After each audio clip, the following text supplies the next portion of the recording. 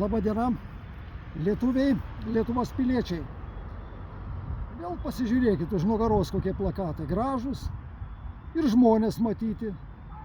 Vienas iš jų, o dabar kiek tai pasižiūrėsim, dešiniai pusėj, Vytautas Mikalauskas, visiems gerai pažįstamas, žinomas režisierius. Tuo pačiu reiškia ir politinis apžvalgininkas, kuris labai gražiai reiškia, labai gerai viską pasakoja. Aš tiesiog, kada pirmą kartą pamačiau, stebėjausi. Puikus atrodo žmogus ir su giliai įžvalga. Nu, tiesa, šiek tiek reiškia režisierius, ten per daug gal ten tos reiškia, nu, šiek tiek beletristikos, bet vis tiek reiškia įdomu jo klausytis. Nu, bet kitoj pusėje, ką pamatom, reiškia, Uspaskichas, tas, kuris, reiškia, jo partija teista, tas, kuris, reiškia, pardavinėjo, prisidėjo prie Lietuvos pardavimų, reiškia, yra kartu su jais grynas sisteminis. Kodėl jisai, reiškia, buvo pastatytas, dėl ko? Greičiausiai dėl pinigų, turbūt, kad finansuot visą tą dalyką. Bet tuomet, reiškia, ką veikia šitie nuostabūs žmonės kaip Vytautas Mikalauskas su šitais žmonėm. Tiesa, yra dar yra ir generolas, reiškia, Tutkus.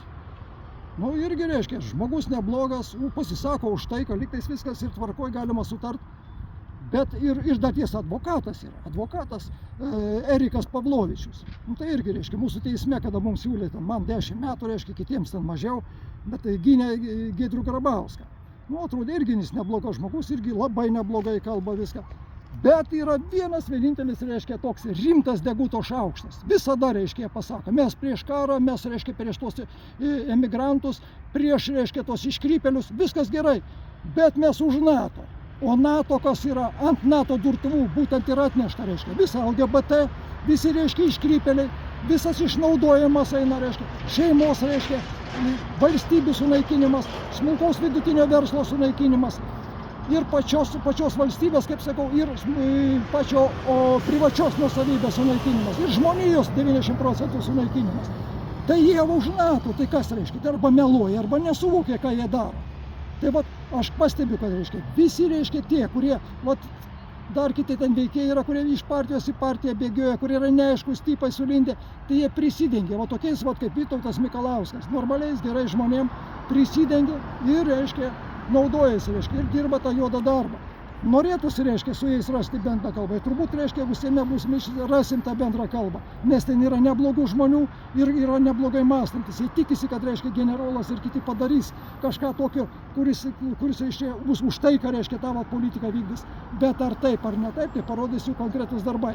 Taigi, mąstykit, galvokit. O mes, reiškia, mūsų, reiškia, Eduardo Vaitkaus ir Lietuvos liaudės partijos numeris 5 sąrašo, reiškia, atstovai, nariai, kurio mano numeris yra 8 ir siūlau reitinguoti už mane, kada vat, pamatysi 5 langeliai yra, į pirmą vietą statykit mane, o ten visus kitus tos, kur priekyje eina, jos išrinks ir taip, kad jeigu norit, kad būčiau ten Seime, tai va turit balsuoti.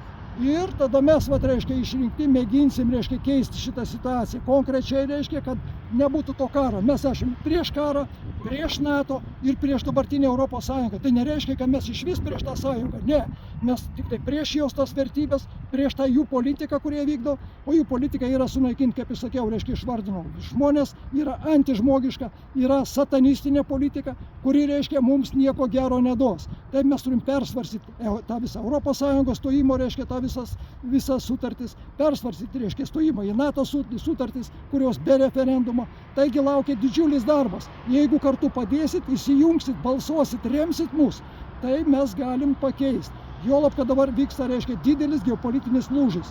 Naudokime tą progą, reiškia, padėkit mums ir mes nugalėsim.